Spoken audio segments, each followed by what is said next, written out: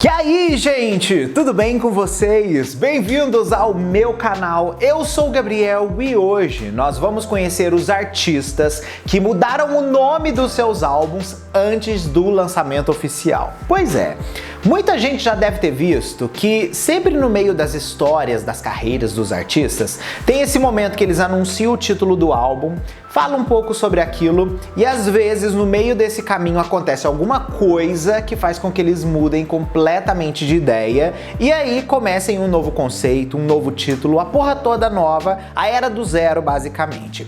Então eu separei aqui alguns artistas que fizeram isso e assim, se por um momento vocês esqueceram que isso aconteceu, agora vocês vão relembrar e vocês vão ficar de queixo caído. Antes da gente começar é o seguinte, se você não é inscrito aqui no canal, por favor, né? Já se inscreve e vem fazer parte da nossa comunidade. Aqui eu falo de música pop e de outros assuntos relacionados e vai ser incrível ter você aqui com a gente. Eu lancei recentemente a loja oficial de camisetas aqui do canal e tem várias estampas lá inspiradas pelos artistas que eu trago aqui. Inclusive essa que eu tô usando da nossa amada Britney Spears, vocês conseguem encontrar lá na loja do canal, viu? Mas tem várias outras estampas dos artistas lá e a qualidade é a mesma. Então assim, vai lá conferir que eu tenho certeza que você vai amar. O link tá fixado no topo aqui dos comentários ou na descrição desse vídeo. Vamos começar com nossa amada Ariana Grande, que gosta de trocar um título de álbum, viu, gente? Uma das trocas mais marcantes da carreira dela foi, sem sombra de dúvida, do título de Moonlight para Dangerous Woman. Sim, gente, por um momento Dangerous Woman se chamava Moonlight e a Ariana começou a promover o álbum com esse título de Moonlight com o lançamento da música Focus. Só que em determinado momento ali da era, ela resolve mudar tudo e começar do zero. Ela troca o nome para Dangerous Woman e inicia a era com a música Dangerous Woman como o primeiro single do novo álbum, né? Preciso dizer para vocês que eu prefiro Dangerous Woman do que Moonlight, mas o Moonlight foi bem impactante na época para Ariana e eu vou explicar para vocês por quê. Simplesmente pelo fato dela ter colocado isso daí em diversas coisas, não só no seu corpo, como também nos seus produtos. Essa música é sobre um ex-namorado dela chamado Rick Alvarez. A Ariana chegou a fazer uma tatuagem de lua crescente no pescoço, abaixo da orelha esquerda. Ela também tem fragrâncias que tem a ver com a música. A primeira é Sweet Like Candy, que é parte da letra da música Moonlight, e também uma outra chamada Moonlight. Ela também fez referência a isso daí na Sweetener World Tour. A última música do terceiro ato é apelidada de Under the Moon pelos Arianators e pela própria Ariana, porque há uma lua que pode descer do teto. Ainda falando de Ariana, não podemos esquecer quando ela trocou o título de Daydreaming para o Yours Truly, né, que foi o debut álbum dela ainda. Ela estava escrevendo as músicas, ela já tinha feito algumas coisas para o disco e assim, da primeira versão original do álbum que ia ser lançada, o título viria como Daydreaming, mas aí depois que ela conheceu algumas outras pessoas, colocou algumas outras canções no álbum, ela acabou trocando o título para Yours Truly. Daydreaming está presente no disco, assim como Honeymoon Avenue e Tattooed Heart, duas canções que também fizeram parte dessa primeira fórmula criada por Ariana para o primeiro álbum. A primeira vez que ela mencionou Daydreaming foi quando ela colocou em 1º de setembro de 2012 um trecho da música em comemoração aos 3 milhões de seguidores no Twitter. Ela também recentemente nomeou um par de cílios da sua linha de maquiagem como Daydreaming. Outra pessoa que mudou o nome do álbum também foi o Sam Smith. Ele mudou no auge da pandemia. Por quê? A princípio, o seu disco chamava To Die For, e esse álbum seria o disco pop do Sam Smith. Então assim, era uma proposta completamente nova e ele queria falar que o disco era tipo assim, pra você morrer de ouvir, sabe? Só que no meio da pandemia, isso daí se tornou, vamos dizer assim, de mau tom. E aí, por conta de não ser tão bom nesse ponto, ele resolveu trocar o título do álbum, ele tirou essa música também do projeto e nomeou o disco Love Goes. Miley Cyrus também, gente, fez muita polêmica com essa história de mudança de título de projeto. Por quê? A princípio, a era She Is Miley Cyrus começou a acontecer de verdade. Ela prometeu lançar 3 EPs e o último compilaria todos os outros 2 fazendo um grande álbum. Ela iria lançar o She's Coming, She Is Here e por fim She Is Miley Cyrus. O She Is Miley Cyrus seria o full álbum.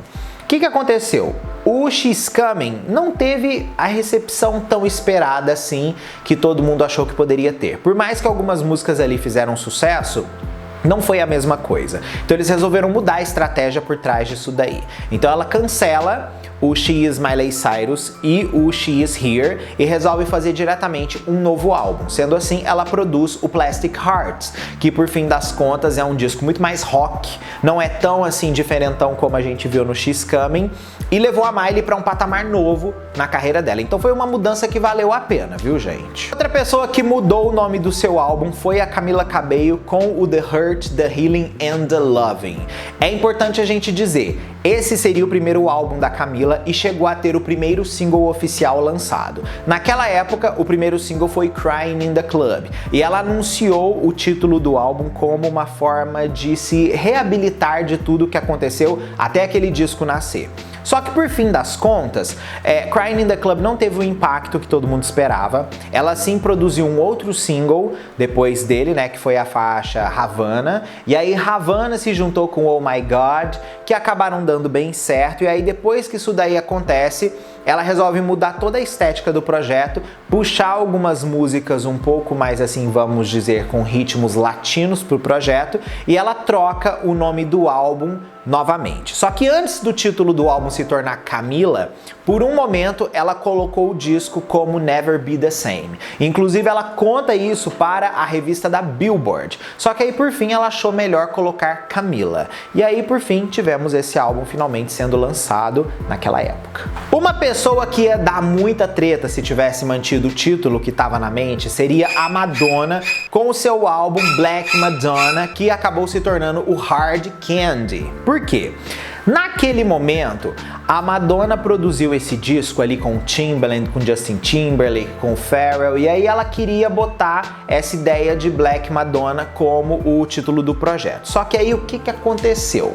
Ela queria também se vestir de Black Madonna na capa do álbum, mas ela sentiu que isso daí seria muito controverso e poderia ser extremamente arriscado. Sendo assim, ela descarta todo esse conceito de Black Madonna e volta para um trabalho bem mais mainstream, intitulando o álbum de Hard Candy, fazendo ali a juntaposição da dureza com a doçura. O que valeu muito mais a pena, né, gente? Porque se ela tivesse colocado Black Madonna, o cancelamento ia ser eterno.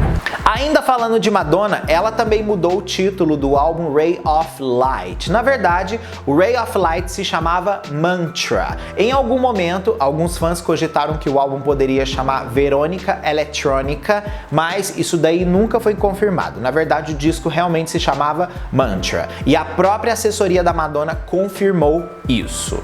Liz Rosenberg disse que o título do álbum seria Mantra. Contudo, ela acabou mudando para Ray of Light, pois seus álbuns sempre tinham uma música que tinha título, e Mantra nunca foi produzida para o projeto.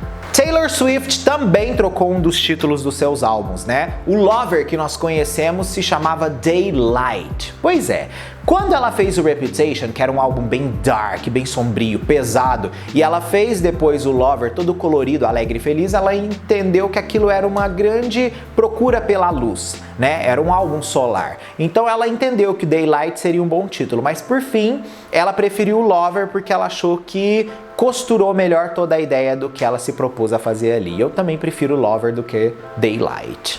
Agora, uma pessoa, gente, que é mestre em trocar título de álbuns é Lana Del Rey. E a Lana anuncia o título, ela lança single, aí ela cancela tudo, começa do zero e troca a porra toda. Tá? Então assim, não é a primeira vez que ela fez isso, não foi a segunda e nem a terceira.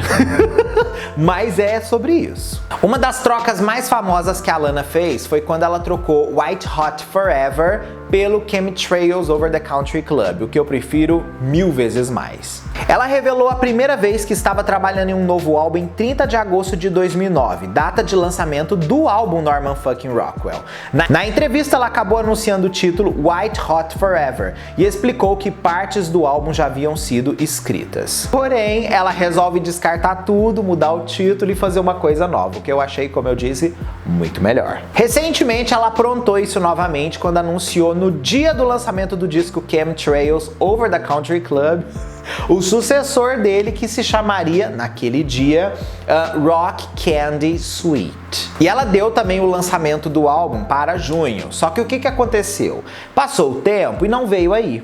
Por fim, a Lana altera todo o projeto que ela havia feito, troca o nome do álbum para Blue Bannisters e começa a era do zero, com aquelas capas feitas, sim, no celular, tá? Que até hoje a gente finge, mas pelo menos a capa do álbum veio muito graciosa. Vale a gente salientar que a faixa Rock Candy Sweet chegou a ser produzida para o ciclo desse projeto. Só que a música nem foi lançada e depois ela ainda foi reintitulada para Loved You Then and Now, nunca lançada.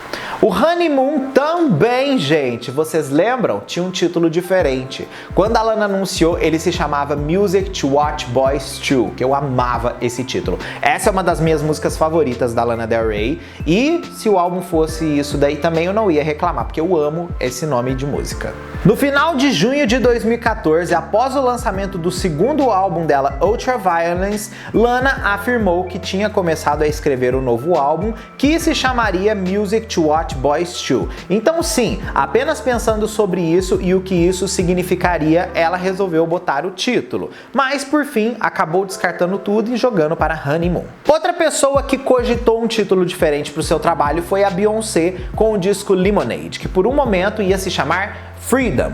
Por mais que o título Lemonade venha da finalzinho ali da música Freedom, que tem aquela fala da avó dela, né, sobre pegar limões e fazer uma limonada, né, o título Freedom era o mais cogitado porque era a música que meio que amarrava todo o que o Lemonade expressava como projeto. Então, olha que coisa super interessante. E a última aí, né, gente? Britney Spears com o disco Oops, I Did It Again, que teve dois títulos diferentes.